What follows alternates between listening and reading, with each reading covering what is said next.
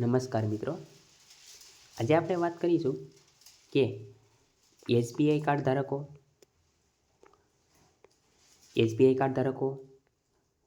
Bank of Baroda, Punjab National Bank અને Bank of India અને union bank ગ્રાહકોને મળશે હવે 50,000 રૂપિયાની લોન, એટલે કે લાભ મળવાનો છે. જે પણ આ 5 બેંકમાં ગ્રાહકો જે છે તેને 50,000 રૂપિયા કઈ રીતે મળવાના છે, ક્યાં અરજી કરવાની છે, આનો વ્યાજદર કેટલો છે, ઈએમઆઈ કેટલો છે, તે આ વિડીયોમાં આપણે સંપૂર્ણ માહિતી લેવાના છીએ. અને આ વિડીયો અંત સુધી જોજો, તમને સંપૂર્ણ માહિતી આપવાના છીએ. અને જો તમે અમારી ચેનલમાં ન હોય તો ચેનલને લાઇક, શેર અને સબસ્ક્રાઈબ કરી દેજો અને બેલ નોટિફિકેશન ઓન કરી દેજો, જેથી અમારો વિડીયો સૌપ્રથમ તમને પહેલાં પહોંચી જાય. તો વિડીયો ચાલુ કરીએ. એમાં વાત કરીએ આપણે તો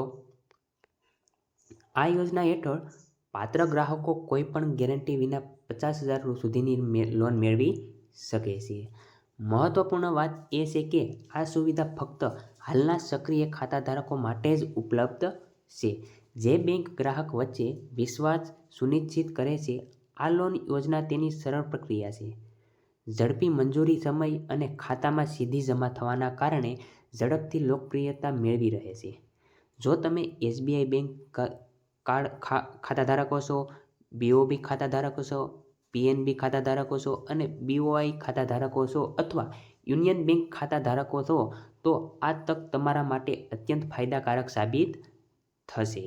આગળ આપણે વાત કરીએ તો લોનની રકમ કેટલી છે, વ્યાજદર કેટલો છે, સબસિડી કેટલી મળશે અને ઈએમઆઈ કેટલો મળશે, આ વિગત આપણે જાણીએ.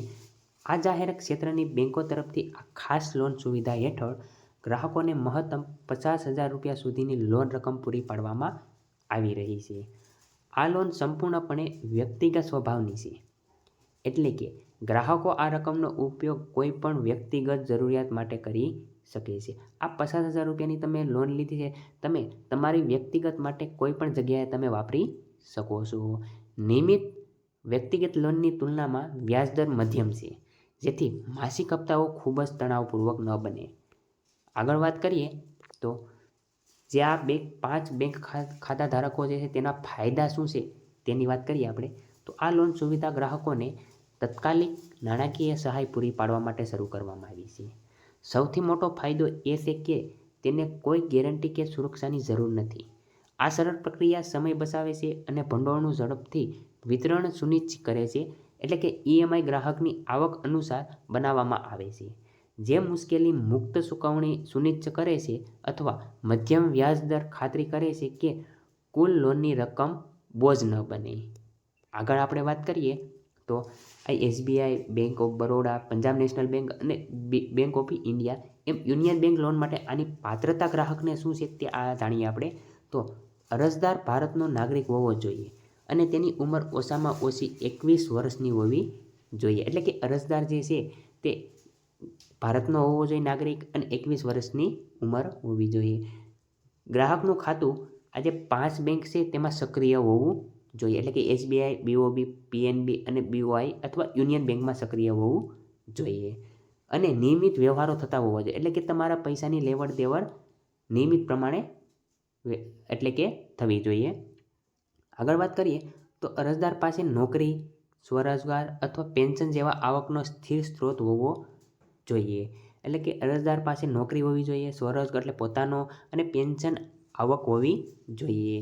આગળ વાત કરીએ તો ગ્રાહકનો CIBL સ્કોર સંતોષકારક હોવો જોઈએ અને અગાઉ લીધેલી લોન અથવા ક્રેડિટ કાર્ડની ઈએમઆઈ સમયસર ચૂકવવામાં આવી હોવી જોઈએ.